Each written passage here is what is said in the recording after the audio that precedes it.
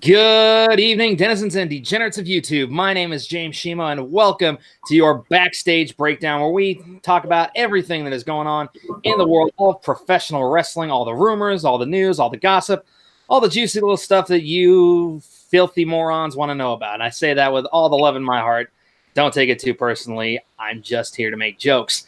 The point is, my name is James Shima, the King of Hearts himself, and joining me is my brother in the NWO, the one, the only, the villain, Mr. Haven Pendergast. Haven, how you doing? What's up, man? Happy to be here with my brother in arms, man. We're talking about some local wrestling news, and we're gonna get to the Elimination Chamber coming up this weekend. Yeah, man. It's brother. I'm happy to be here. There's a lot of interesting things that we're gonna be discussing tonight. Yep, absolutely. And we'll start off with some sad news. We'll get this one out of the way. Of course, it was reported earlier on this week. WWE Hall of Famer and longest reigning Intercontinental Champion by combined days, Pedro Morales, has passed away. Honestly, I mean, I don't have too many memories of Pedro Morales myself. It was a little before my time, and by a little, I mean a lot. But there's no doubt of his, indelible mark that he has left on the WWE and professional wrestling as a whole. So it's obvious that he will be one of the greats who is truly, truly missed. Right up there with the likes of Bobby the Brain Heenan, Gorilla Monsoon, and, of course, Bruno Sammartino. So, Haven, any quick thoughts on Pedro Morales? Yeah, I heard about him growing up. Was he in one of the Royal Rumbles, early Royal Rumbles? I think he might have been. I know Carlito. I think he was in either the 92 or the 93 Rumble, I think. Yeah, because I remember I've seen one or two of his matches in I think they brought him in for like special matches, and and I always heard about him, for him being Hispanic descent, so that was really cool. He was pretty much, I think, damn near the first Triple Crown champion. He was a tag team champion. He was an Intercontinental champion. And then he became the heavyweight champion, and he held the title for like 3 years.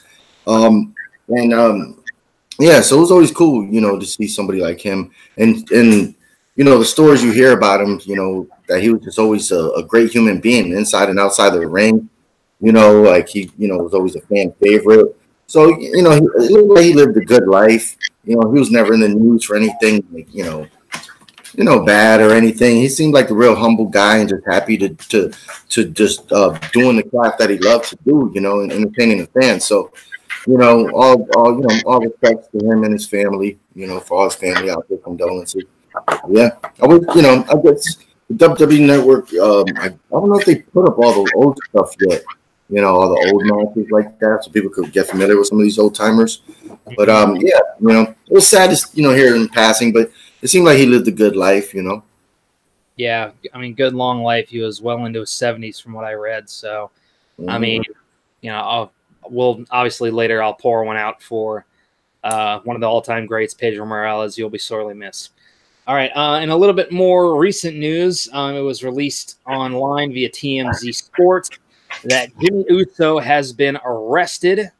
He was apparently driving the wrong way on a highway in I believe it was somewhere in Florida, if I'm not mistaken. Detroit, thank you. It was in Detroit. He and his wife, Naomi, were driving the wrong way down a one-way street. The cops pulled them over. According to reports that I read, the car smelled of alcohol, at which point, after being pulled over, it looks like Jimmy got out of the car, tore off his shirt and his jacket, and it looked like he wanted to fight. Yep, and at that point, the officers tried to calm him down. He eventually listened. He was arrested, I believe, if I'm not mistaken, on obstruction as well as disorderly conduct, and was released on bail. WWE simply issued a statement saying Jimmy Uso, or by his real name, which I'm not going to put out here, is responsible for his own actions, which is kind of similar to what they did with his brother a couple of years ago. Just goes to show, kids, Samoan blood and alcohol do not exactly mix. Hopefully, like I said, this is an isolated incident. It's something he can put behind him. He'll go to court, get, pay whatever fine he has to pay. Hopefully he doesn't have to serve any kind of jail time, can keep his nose clean. Like I said, hopefully it's just an isolated incident and we don't really see a repeat performance of this anywhere down the line. especially if he and Naomi eventually start thinking about having kids or anything like that. Haven, your thoughts? Yeah, I don't think, I think this wasn't too bad. It's just he might have had a couple, and then, like you said, the blood. He was a little fired up. Maybe he thought that it was taking too long and he got out the car to see what the hell the problem was. But yeah, I don't really see anything happening to him. Like WWE might, hit him with a fine for I don't know what their protocols are for behavior outside of when they're because the WWE superstars are supposed to act a certain way. But I don't think this is going to really hurt him in the long run at all. Like when his brother a couple years back, got the DUI, it didn't really hurt them. It wasn't like he did anything malicious or anything like that. The cop maybe was just, I don't know, maybe he thought the cop was talking his woman the wrong way.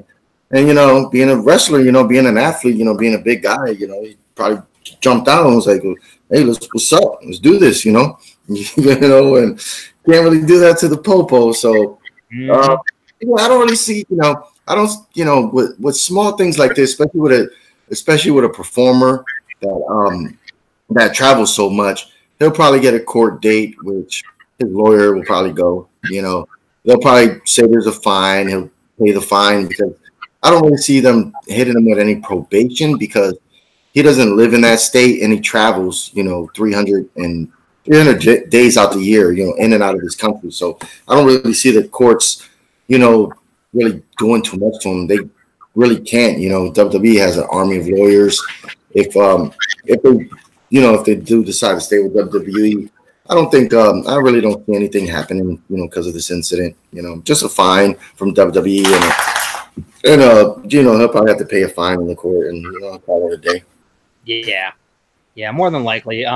Yeah, I think you can probably speak from experience on this. There's at least two kind of guys you never want to get into a fight with, especially if they're hopped up on alcohol: Samoans and Latinos, right? Oh yeah. There ain't nobody more hot blooded than those two groups of people right there. All right. Mm-hmm. So in any case, let's move on to this really interesting piece of news. So as we all know, All Elite Wrestling is a go. The first show is going to be in I almost said Madison Square Garden. The MGM Grand Garden Arena in Las Vegas, Nevada on May 25th. Double or Nothing tickets selling out in 4 minutes. Like I can tell you this. I was in the waiting room, the virtual waiting room on the day the tickets went on sale. And I got in there early. Like I got in there maybe about half an hour before they went on sale. And by the time I actually got in to try to purchase my ticket, gone. Like I might have been in there maybe at the 5th or 6th minute. So I was just that close. But I mean, good God almighty. Like, these guys are on a hot streak right now. Like, I mean, it was one thing when All In sold out in 30 minutes, less than 30 minutes. But when you see something like this, an arena like the MGM Grand Garden, and the hype that they have built around the product that they have, like, they didn't have any real matches announced for Double or Nothing when those tickets went on sale. I think about the only one they kind of maybe had announced was Hangman versus Pac. Oh, Pac. Yeah, Pac. Yeah, Hangman versus Pac. And I think they mentioned that it was Alpha versus Omega 2 with Kenny versus Jericho. But I don't know if they'd made that official quite yet at that point. Maybe they did, maybe they hadn't. But they did. Well, I'll wait till you're done. Go ahead, bro. Yeah, but like I said, I know they had the encounter at the ticket party thing in Vegas next to the pool and everything. But I don't know. I can't remember if they had officially announced it via Twitter at that time or not before those tickets had gone on sale. I know they had announced that. I know that one had been teased. I know the Young Bucks and the Lucha Bros had been teased as well. And I believe either before the tickets went on sale or after they went on sale, they mentioned it was going to be a triple threat with Nyla Rose, Kylie Ray, and Britt Baker. So they've at least got an idea of where they want to go with Double or Nothing. But, I mean, All Elite Wrestling's on a roll right now, man. I mean, with the amount of money that they have behind them, the amount of backing, the talent that they're bringing in, guys like MJF, Joey Janela, Jungle Boy, Jimmy Havoc, obviously SCU and all those guys, Pac. I mean, they're firing on all cylinders, and they haven't even gotten a TV deal in place yet, which is insane. Oh, yeah. I mean, all in all, what do you think about this whole situation with Double or Nothing selling out as quickly as it did in honestly, like hell, a fifth or even maybe even a sixth of the time that it took for All In to sell out? I mean, this is nuts. Well, yeah. Well, I watched the live press conference, for Double or Nothing, and it was cool. Seen a couple people I wasn't too familiar with. Seen a couple people I was familiar with, but they did mention at that show, that SCU was going to face a team from the OEW from China. So that was announced, and then Pac and Neville seemed like, I don't know if it was made it official yet, but Pac and Hangman. That match was that was to me the only two matches. But then of course we had the Lucha Bros. They did the spot with the Young Bucks, so it seemed like they're gonna have two tag team matches. We're gonna have the single match with Pac and Hangman, and then the women's match. I didn't know about that until now. And then you had the tease with Kenny and Jericho. So that was pretty much like the only four matches that you seen probably was going to happen. But yeah, for them selling out, because I was, like you said, I was hearing they were like, oh, the pre-sale things, they're here now. And that thing crashed. So it crashed. And then, the Young Bucks, Cody was tweeting people saying like, hey, we're sending out individual ones, like, for everybody that's name is up there. We're sending the stuff to you guys now. And yeah, for them to sell out so quickly it's just a good thing for 2019. New company, which it's crazy. Like you said, they don't have a TV deal. All In, you can't really count that as their thing because they had ROH, a lot of ROH talent at that time. Them. But man, they just seem like hands down like they're the second biggest company in America. It's wild, because like Impact is having always has so much problem that nobody can even find them and watch them. And then ROH right now, since they lost a lot of this talent to NXT, to AEW, that you don't really hear nothing too much about ROH. So this company is just, like you said, without a TV deal, without the first official match that people can go and watch what their product is about. This is amazing, and it's yeah, man, it's gonna be I can't wait to watch this pay-per-view. I unfortunately won't be able to go there because that's next month, at the end of next month, so it's too soon for me. But man, this is it's exciting, man. Yeah, well, that's the thing is it's actually the very end of May over Memorial Day weekend, and that's right, March, April, May, yeah, it's like, but yeah, you're right. I mean, and I think the biggest thing that All Elite Wrestling has going for it, number one, is Cody and the Bucks. Like the people independent wrestling fans who know them, know the quality of their work.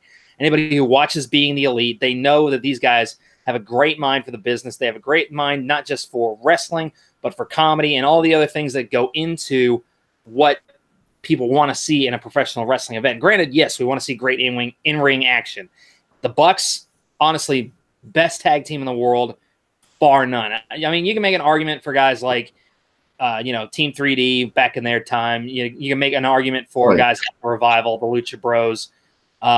Anybody, you can make an argument for anybody you want. But in terms of being self-made, like they have their own, like all of their merch and everything that they've made up to this point, they sold out of their own home by themselves. Yep. They started their own place, youngbucksmerch.com. Go to there if you want to find some stuff you can't get at Hot Topic or on prowrestlingtees.com/youngbucks.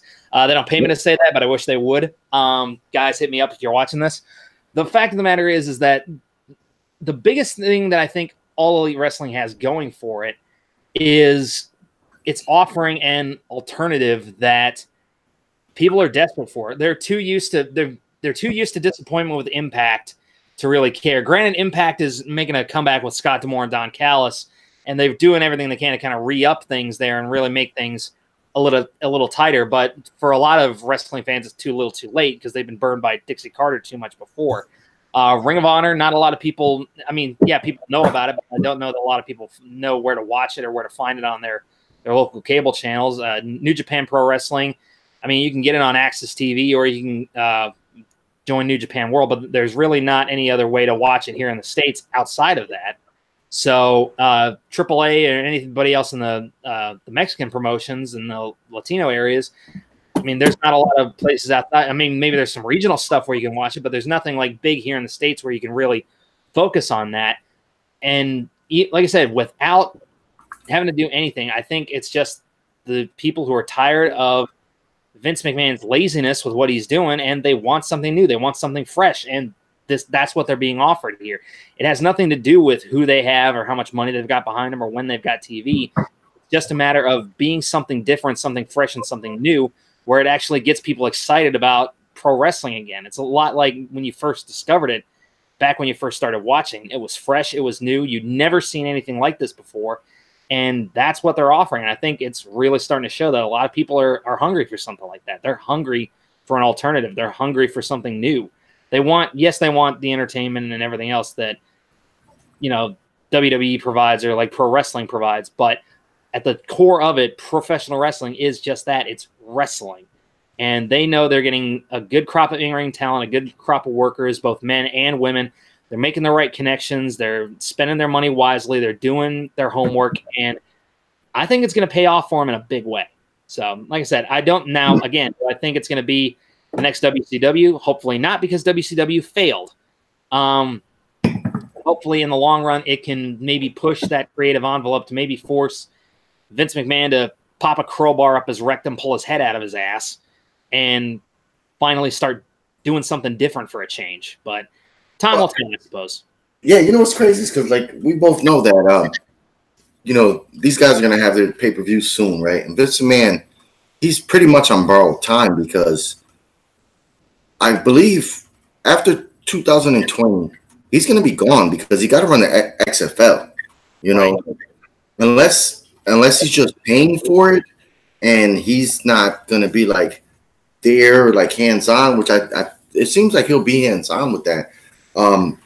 Which that's a whole nother eggshell because that whole AAF showed up out of nowhere and everybody's like talking about that. So now XFL, you know, got to be like, oh shit, we're going to try to compete with the NFL now.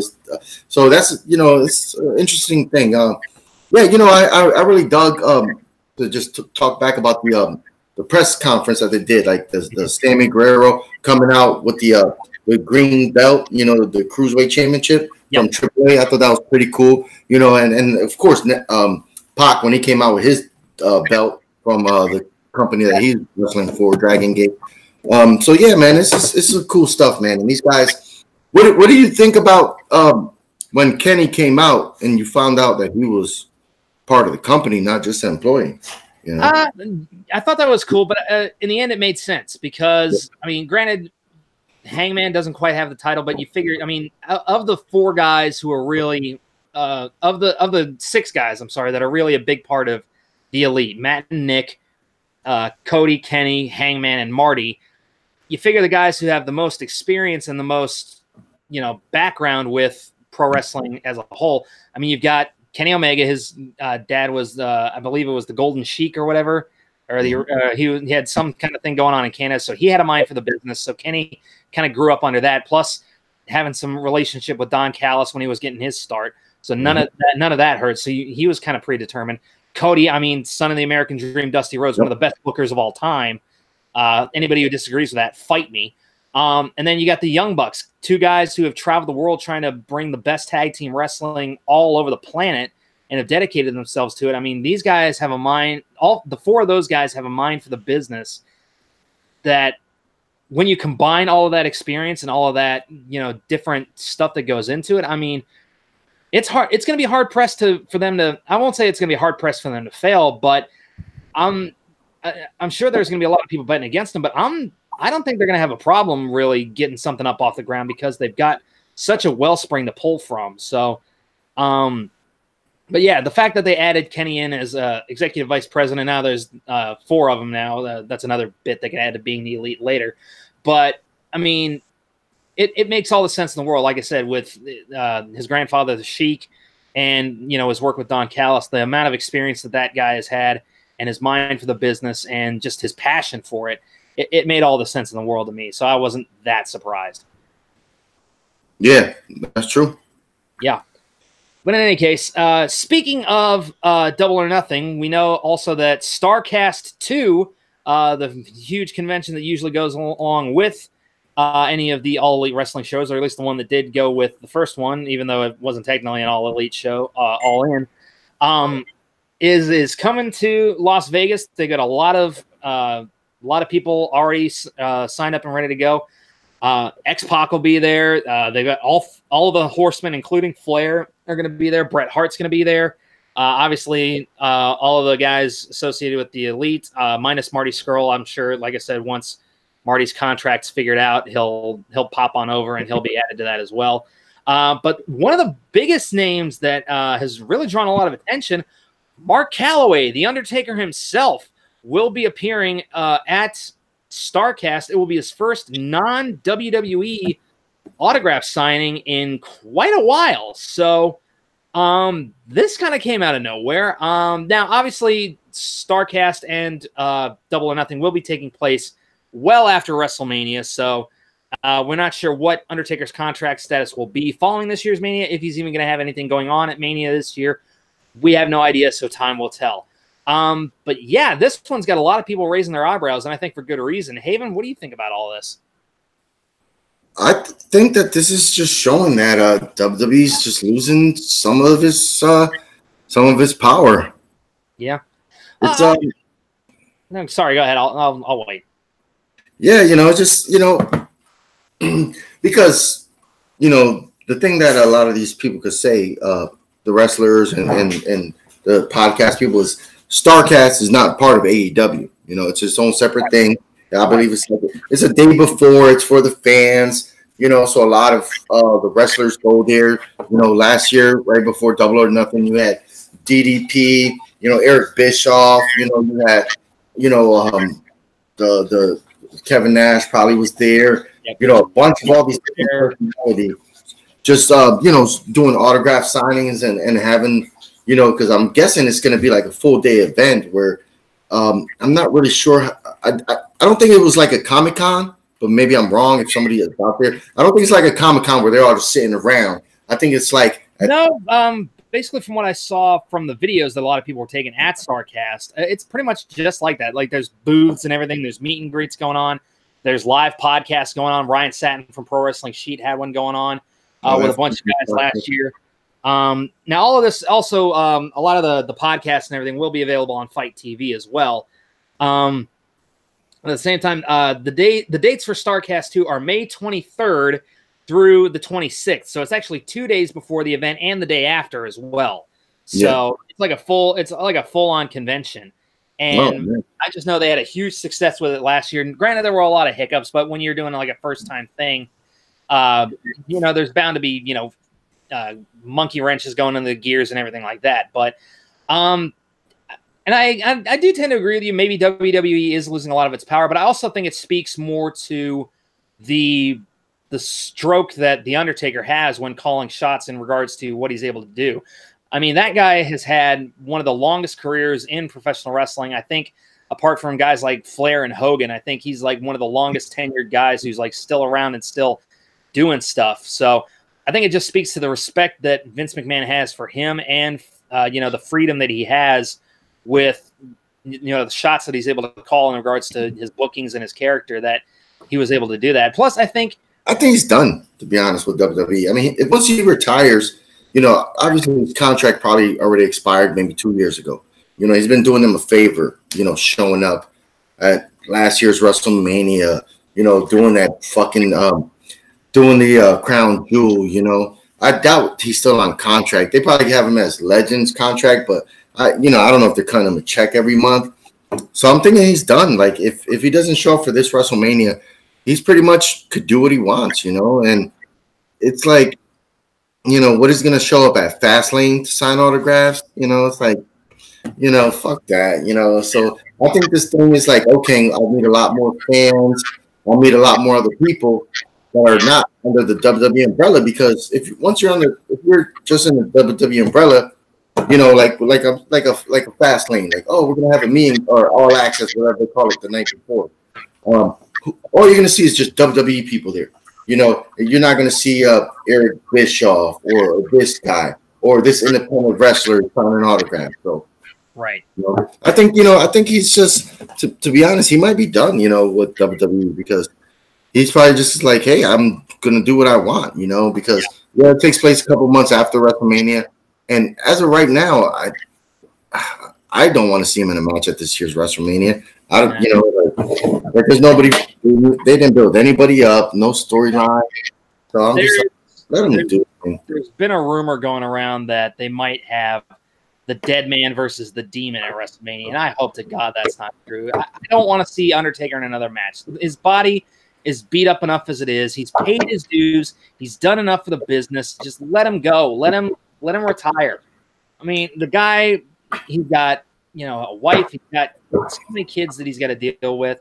Let him be a father. Let him focus on that. That's where his energy needs to be right now. And like I said, I don't say that to say, oh, he's washed up and things like that. No, he's had a hell of a run. Undertaker is one of the most respected men in the pro wrestling business today. Point blank, period. No ifs, ands, or buts about it. He's more than earned the right to ride off into the sunset. He's to leave his coat, his hat, his gloves, all of that in the middle of the ring like he did against Roman Reigns, and just put it away and just be Mark Callaway. Like, that's what he deserves at this point. So like I said, you touched on it too. I think that Demon versus fuck the Dead Man, that's just so stupid. That it doesn't make any sense, because he's, like, there's another month and a half before WrestleMania. They got this pay-per-view coming up that we're about to talk about. They got Fastlane 3 weeks after that, and then they got a couple weeks before WrestleMania. I don't see that happening. I don't see them shifting gears to him from losing to Bobby Lashley unless he wins it. Just none of that. Just I think that's fan speculation or rumors. But I don't see him. I don't see Undertaker coming back to wrestle Finn Balor. I'm sorry, the guy. Nothing against Finn Balor. He's a great worker, but he's small. Like, he's smaller than Shawn Michaels. He's like a kid standing next to Shawn Michaels, and Shawn Michaels was small compared to a lot of the other guys. So I just don't see that happening, brother. I don't think it has anything to do necessarily with his size. It's just the way they've booked him. He's not a credible threat to the Undertaker. Even the Demon doesn't seem like it's that big of a deal anymore. And even then, Finn says he wants to move away from it because he feels like he relied too much on it in NXT, and it doesn't mean anything anymore. So, and then literally, the Demon doesn't mean anything anymore. It doesn't seem like, and more importantly, Finn Balor doesn't mean anything anymore because the way they freaking booked him. So, like I said, the whole concept of Balor versus Undertaker at Mania doesn't get me excited because I don't care. Like, I've got no reason to care about The Undertaker anymore. No offense to The Undertaker. He's one of my favorite wrestlers of all time. But I also, the fact that he shows up every once in a blue moon, except if it's like a Saudi Arabia show or whatever, and Vince says, hey, I'll give you X amount of money just for one day. It's like, okay, sure, Vince.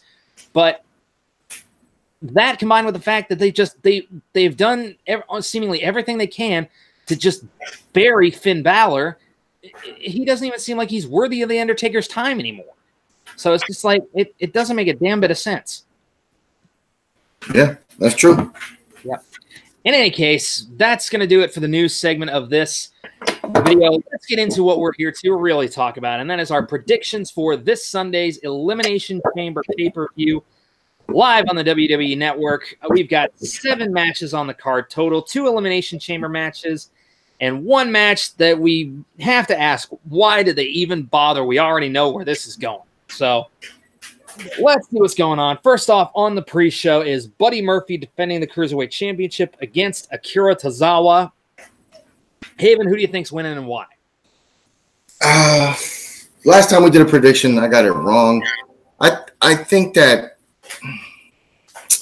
I'm going to go Buddy Murphy. It's just a safe bet. I guess, sad to say the 205 Live still doesn't get the views that it probably would like or deserves. They got a lot of good talent there. Well, some good talent, but I think that he's going to keep it till WrestleMania, which I hear a lot of people saying that, so I'm kind of leaning to that. Not that I'm a follower, but then I'm like, so you want him to lose it at the pre-show of WrestleMania, first match? Okay, whatever. But yeah, I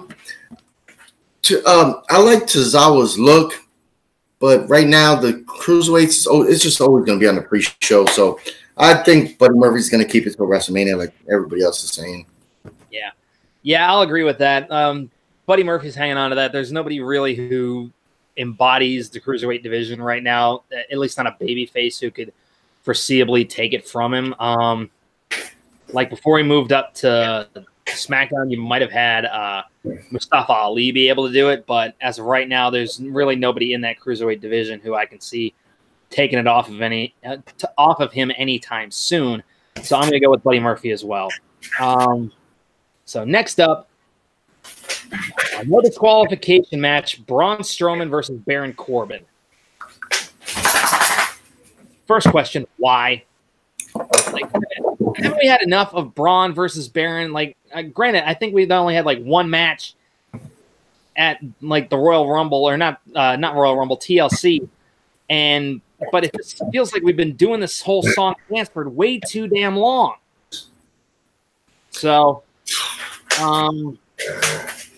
like I hate to say it, I think just because he's not on the card anywhere else, I think Drew McIntyre is going to get involved in this match, cost Braun the match, and then that's your match at WrestleMania: Braun Strowman versus Drew McIntyre.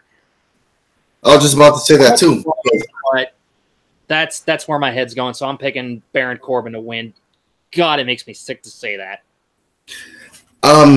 So Braun Strowman has put a fork in Braun Strowman. He's done. Yeah, he had last year. They never pulled the trigger. He's never going to get that hype again with the fans. I don't see the fans getting behind him like they did last year. Nope. You know, I don't give a shit how many cars he flips. You know, if they still do that shit with him, it just lost his luster. This match is a straight match that you will catch any Monday out of the 52 weeks a year on Raw.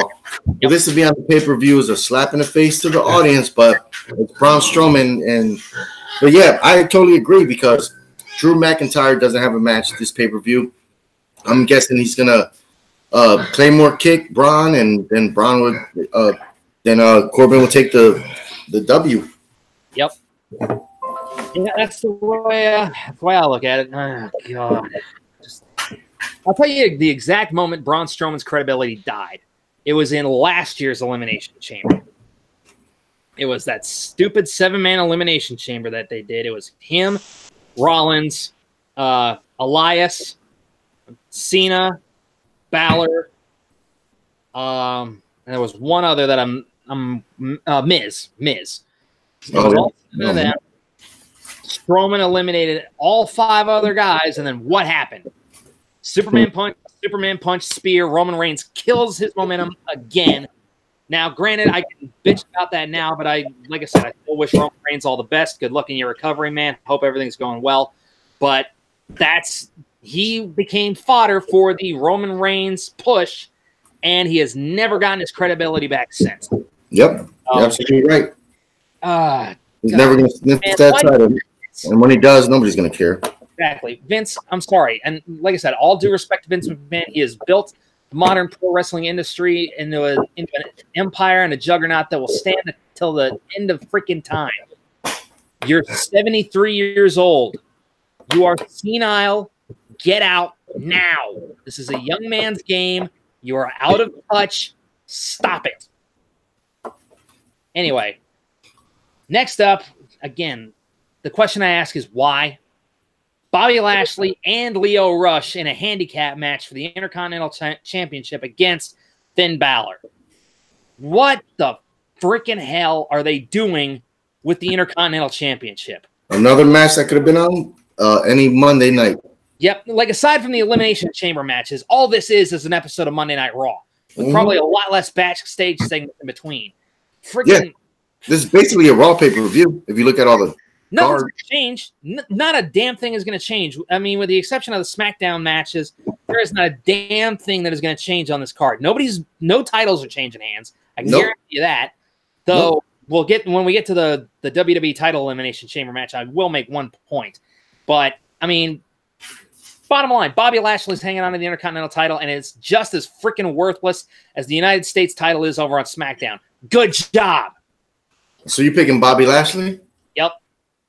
See, this is where you know, yeah, like you said, they don't really care about these titles. This might be, I don't know.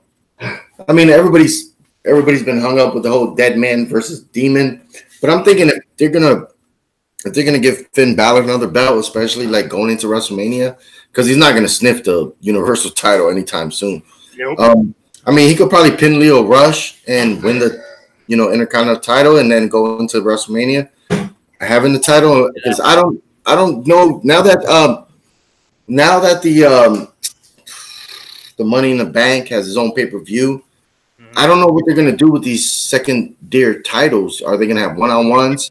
Are they gonna have 3-on-3, a 4-way match? Like, how are you gonna, especially with WrestleMania right now? There's so many people on your roster, and yeah, you're gonna have a 7-hour show, but that's really gonna be like maybe 10 matches on the main show, or maybe 8 on the main show. So I don't know where all these people are gonna fit in. So I'm just gonna go. This is gonna be my match where I just pull it out my ass. But I think Finn Balor, he'll probably win the Intercontinental title here by pinning Leo Rush. Yeah, I mean, like I said, I'm picking Bobby Lashley because I agree that Finn Balor would be serviced well by holding the Intercontinental title because he might actually be able to make it mean something. But if he takes it here, it's not going to mean a damn thing. Lashley will hold that until Mania. Finn will get his moment in the sun at WrestleMania, which he should have gotten this last year because there was no reason Rollins should have won that Intercontinental title. He didn't need it.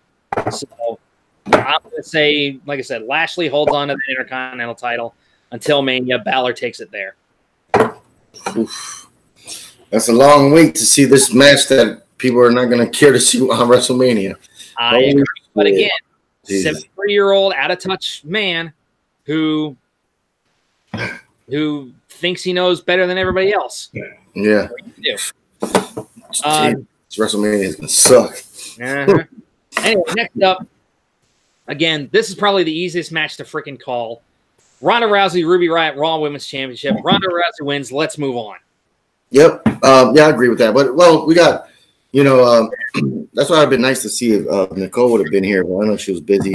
But, yeah, Charlotte Flair, I think I don't see this match. Well, this match will probably be 7 minutes total in the ring, after the entrances. So maybe a 10-minute match. But I think the highlight is going to be Charlotte Flair. I don't even know if this is going to be a clean finish. I think Charlotte Flair is probably just going to interfere, cause a disqualification, do a beatdown because, yeah, like you said, this match was just like, thrown on Twitter or I don't know how they – yeah, they announced it on Twitter. They just announced it somewhere, like not even on the shows anymore. No hype, no build. The only build was last week. That wasn't even a build.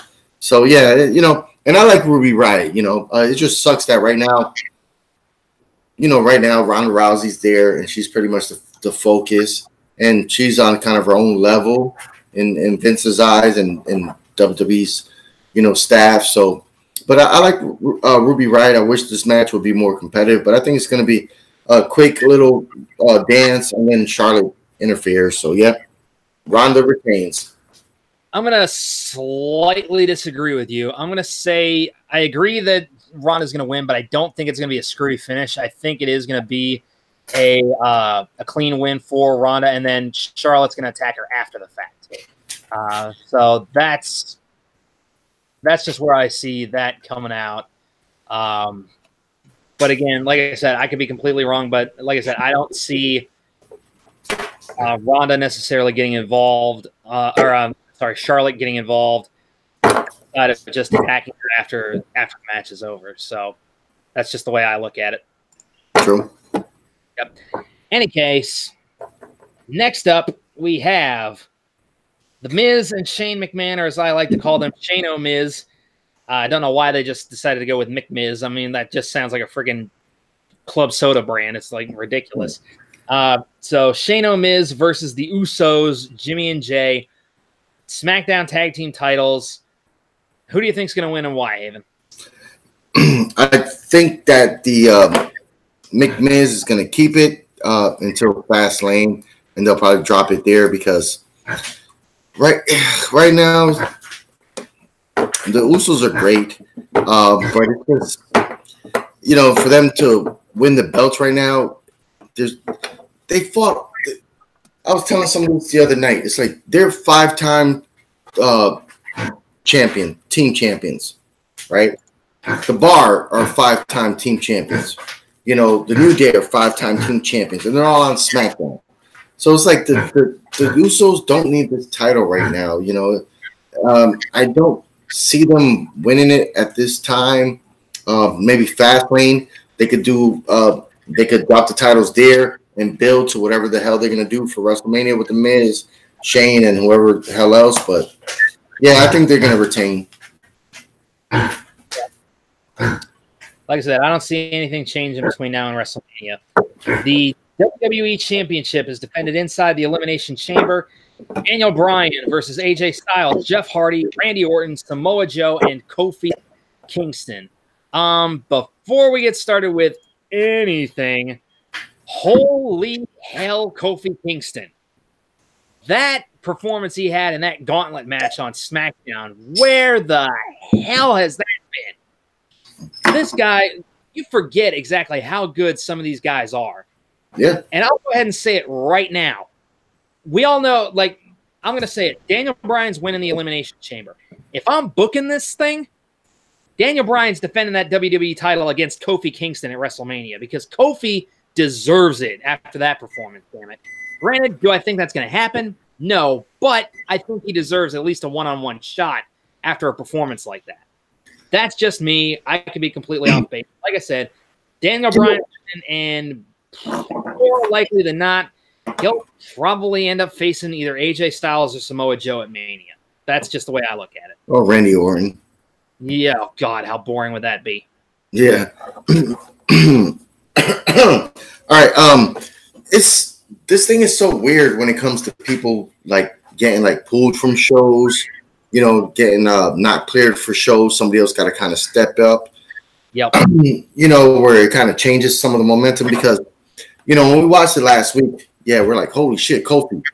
But you know that was supposed to be Mustafa Ali, you know, in that match, doing all that.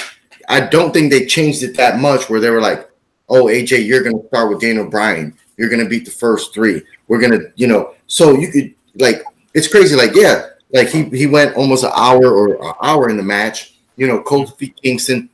But that's the problem with WWE as it is for me as a fan, where it's like you have all these talented wrestlers, but you don't let them wrestle because you're an entertainment company. You pull fucking people out like you rather give some time to Mojo Rawley looking at himself in the mirror. You know, nobody actually wrestles for the most part. You know, you got, you know, Big E, we've been hearing for the last year. Oh, man, Big E's going to get a singles push. Big E's going to get a single. You know, they're talking about Big E. We don't see that at all. You know, Sheamus, you know, used as a 4-time champion. He's been in a tag team for like the last 3 years. Him and Cesaro could go in the ring, but they're a tag team now, so they don't get singles matches.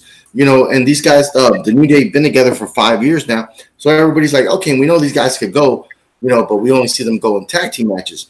So I didn't forget about it. It's just WWE doesn't highlight that, you know, doesn't give people matches like that. So when you see Kofi Kingston, they're like, oh, shit, we wanted this because at the same time, you know, I've been hearing other people saying like, oh, man, Shelton Benjamin, like he used to be great.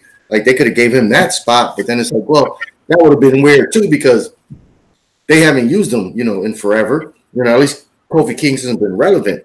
So it's just weird because now everybody's like, their eyes are open like, holy shit. You know, Kofi Kingston, he should be fighting Daniel Bryan at WrestleMania. And when I was like, well, before last week, everybody was saying, oh, Mustafa Ali should be fighting Daniel Bryan at WrestleMania because he actually got a pin over Daniel Bryan in a tag team match. And if he wasn't not clear to wrestle last Tuesday, he was the one that would have been in that match. So right now it's kind of a toss-up. You know, it depends what happens at the Elimination Chamber, but I agree. I don't think Daniel Bryan's going to lose the title. Would Kofi Kingston versus Daniel Bryan be a great match at WrestleMania? Hell yeah. Would those both guys could go? You know, they got a great 20, 25-minute match. Yeah. Now, I will say this. You mentioned originally that spot was meant to go to Mustafa Ali. I think you're absolutely right.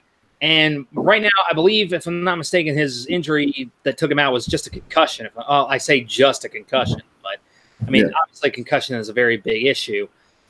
So it's something that could easily rectify itself between now and Mania. So, I mean, we could still end up getting that match, which I still contend would be an awesome match. Do I think necessarily they'd let Mustafa Ali win the title that quickly? Probably not, but it'd still be a kick-ass match if they let these guys do what they're capable of doing. Yeah. But again, that remains to be seen. That's still another, at least a little less than 2 months down the line. So yeah, it's just like you think. All right, let me ask you a hypothetical question. Shoot. You think that out of all the wrestlers they had, well, all the darker skin, you think WWE will pull the trigger and have Kofi Kingston be their first, African American, 100% black, champion? Do I think they would? I don't know. Tough to say, just because of their track record. Do I think they should? Abso-freaking-lutely. Kofi more than deserves it. He's a great talent. He's a veteran of that locker room. He's one of the longest tenured guys there outside of like Randy or Cena. Yeah. I mean, Mark Henry, I know, is still there, but he's more doing ambassador stuff. Same thing with Big Show. Kane's got his own thing going on here in Knox County. So, I mean, Kofi, honestly, he's more than earned it. Yeah. He's more than earned it. I think what it comes down to is, does Vince McMahon see him as the standard bearer? And I just don't think Vince does.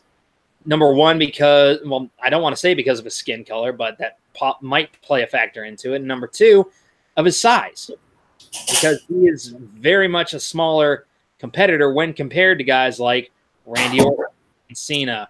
AJ, even AJ Styles has more muscle mass really on him, at least from he built up AJ Styles in the last couple of years, because when he was in TNA in the X division, he was scrawny, Then he built, AJ bulked up quite a bit. I mean, you got other guys who you look over on Raw: Braun Strowman, Seth Rollins, Dean Ambrose, who's bulked up quite a bit. Roman Reigns when he was top dog, Baron Corbin, all of these other guys, Drew McIntyre. So with all of that talent around, is he really going to put it on a guy who looks like if you went to shake his hand hard, you'd snap his arm in half? Probably not. But again, it just boils down to, number one, it boils down to one person and one person only. Like we talk about WWE creative, like it's this big board of people all sitting around in a conference table, debating like, okay, what are we going to do with this? What are we going to do with this? In the end of the day, it's one guy.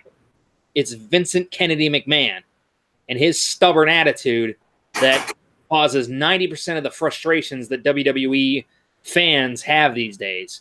So, if it boils down to Vince McMahon's decision, I just don't know if I see him making that choice. I think he should, but will he?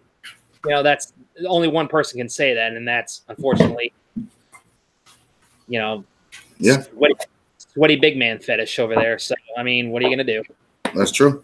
Yep. All right, last up, the Women's Tag Team Championships are on the line. They will be decided inside an elimination chamber. Nia Jax and Tamina, who are going by the nickname of the Samoan Slaughterhouse. I like that name, by the way. The Riot Squad, Sarah Logan and Liv Morgan. There we go. I swear to God, I speak English. Fire and Desire, which is, of course, Mandy Rose and Sonya Deville. The Iconics, Sasha and Bayley, the Boss and Hug Connection, and Carmella and Naomi going by the Fabulous Glow. First of all, some of those names are a little cringe. But like I said, I like Samoan Slaughterhouse. I like Fire and Desire. As far as who I see coming out of this match with these titles, I've got it down to 2. And even then, I'm not entirely confident in what So I'm going to hedge my bets here, and you can do the same thing if you want, Haven. I'm going to pick a team from Raw, and I'm going to pick a team from SmackDown. Exact same thing I did with the Royal Rumble match. If a Raw team wins it, it's going to be Bayley and Sasha. If a SmackDown team wins it, I'm going to go Mandy Rose and Sonya Deville. It's the ones that make the most sense. So that's what I'm going with. I think there's a lot of story to be told there. And even I feel like even if Sasha and Bayley don't win it here, I feel like they'll give them that crowning achievement at WrestleMania to kind of close that out and really be a thing. So even then, I don't really see Sasha and Bayley winning it right now. So I'll probably go with Mandy Rose and Sonya Deville more over than anything else. What do you think? I'm going with Iconics. I like them. They're pretty much the original team. Well, not the original, but I like them. I like their heelish ways. I know they're kind of green still. I don't really have a problem with them like a lot of other people that do podcasts or do shows like us. Yeah, I dig them. You know, they're great on the mic. I like their character work. You know, yeah, it would be nice. Maybe they can surprise us and pull out some cool tag team finisher. You know, so because I don't remember seeing I don't remember if they have a tag team finisher, but maybe they could bust out some new shit that's pretty cool. But yeah, I'm picking Iconics. You know, I like them as a team. You know, it'd be nice to have a heel team, and especially since the belts are going to go back and forth, Raw and SmackDown. I think the Iconics will have more appeal, like showing up on Raw, talking crap. I'm gonna pick them. I mean, sure, you might be able to pull something like that out, but here's the main reason I see Sonya Deville and Mandy Rose pulling it off more than anything. Number one, the way the Iconics have been booked up till now, which is damn near non-existent. I mean, sure, they stood tall in one segment or whatever, beating everybody up after their three-team tag team match or whatever. But when it comes to being booked in the ring, they've never been really booked incredibly strong or anything like that. So to see them come out of this with those tag team titles would be kind of unbelievable. I kind of see them getting eliminated by either Mandy Rose and Sonya Deville or Nia and Tamina. I just and honestly, they probably will be the first team eliminated if I'm booking it the way that, or if they're going to book it the way I think they're going to go. Like I said, not because they're not talented or anything. It's just based on track record and how they've been booked thus far. So again, I'm not discounting what you're saying there. It's just, to me, the evidence doesn't support. So like I said, take that for what you will. True. All right. Well, that is going to wrap things up here, ladies and gentlemen. That is what is going down this Sunday at the Elimination Chamber. Wait, there's no – wait, Seth Rollins doesn't have a match? Nope. Oh, that's right. Yep, wow. There's no Seth Rollins match. There's no United States title match. So Nakamura and Rusev don't have anything going on unless they announce something random between now and then. So that's it. That's 100% it. Woo! Yeah, this is gonna put asses in the seats, as they say. Wow, that is holy. This will be a lot of people's replacement for Valium. Like, they'll get a good night's sleep this time around. Good night, Irene. But in any case, folks, let us know what you think is going to go down this Sunday at the Elimination Chamber down in the comments section below. Like, share, subscribe, do all that fun stuff. Haven, where can the good people find you, my friend? They can find me right here, brother. Right here is at Jack of All Trivia. Yep, absolutely. You can find me here, Jack of All Trivia, running the Inner Geekdom Leagues. You can also find me competing as the wrestling champion. If you guys are interested in wrestling trivia, definitely join up. We're always looking for new competitors. Happy to have you. And until next time, this has been your Backstage Breakdown. Enjoy yourselves. Have a good weekend, and good night.